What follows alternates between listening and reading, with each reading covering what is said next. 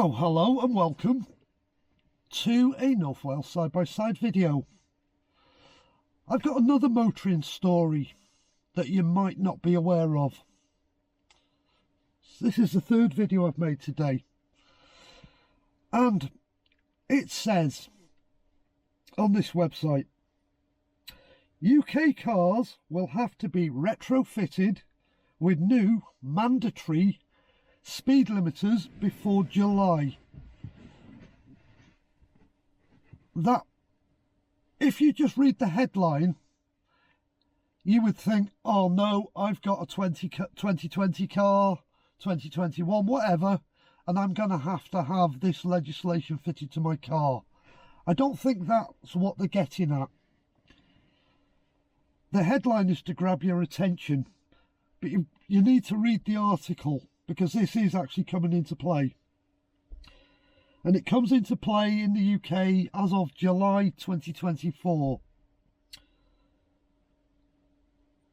The new driving law, which could see European Union speed limiters installed in cars, will crack down on the number of accidents and speeding fines, it is hoped. That's what the article says. And it goes on to say, a new UK driving law from July will tighten the controls on motorists. A driving law change which could see European Union speed limiters installed in cars will crack down on the number of accidents and speeding fines. And again it goes, it is hoped. From July 2024, all vehicles in showrooms will need to come equipped with Intelligent Speed Assist. The acronym is ISA technology. A spokesperson from Motor Match said the new rules, set to take effect in July, introduce mandatory speed limiters, changing how we drive on the roads. These intelligent speed assistance systems will become standard, forcing drivers to stick to speed limits automatically. ISA technology would limit you to a maximum of 70 miles an hour, as that is the British national speed limit.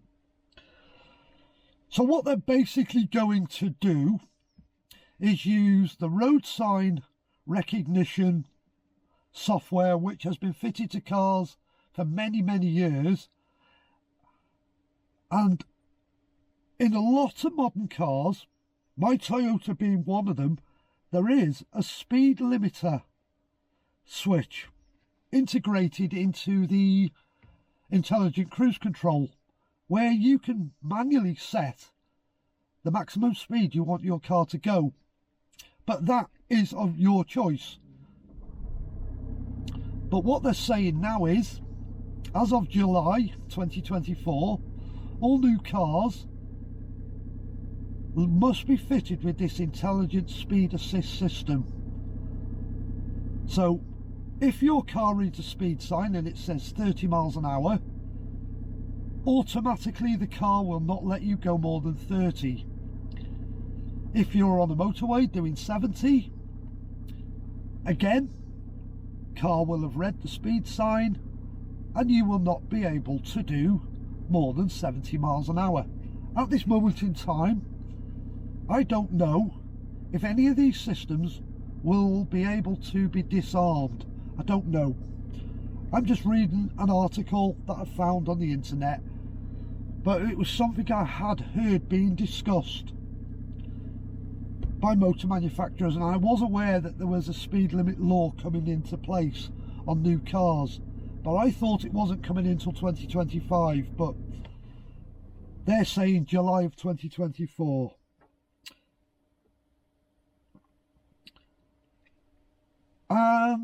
It's all about control by the government, controlling our lives even more, and we've allowed it to happen by allowing motor manufacturers to put road sign recognition in our cars, giving us a speed limiter switch, which is a voluntary system.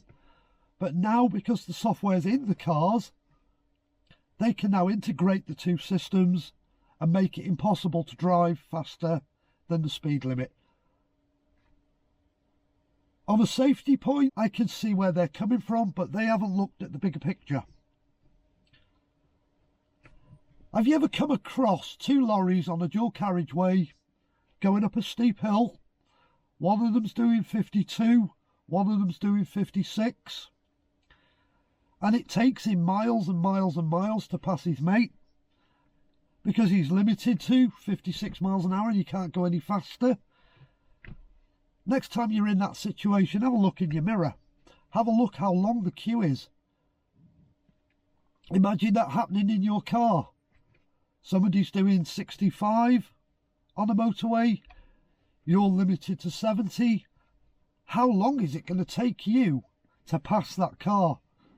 How long is the queue going to be behind you of everybody doing that speed?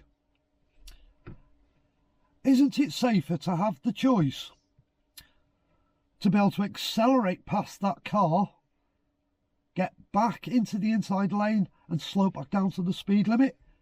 It's only momentarily. It also makes it hard on an A road to overtake. You've seen a gap. Somebody's doing 45 and a 50, but you've seen a safe gap you want to go past. And you're now only doing 5 miles an hour more than the car you're overtaking. It's going to take you forever to overtake, potentially causing an accident. The gaps that you need to overtake will have to be astronomical. Let us have the choice. If we want to overtake somebody and we think the gap's safe, be able to accelerate to a safe speed, then pull back in, back to the speed limit. That's how it should be.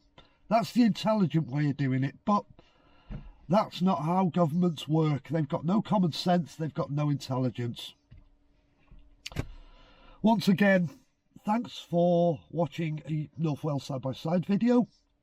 Please consider liking, please consider subscribing to the channel.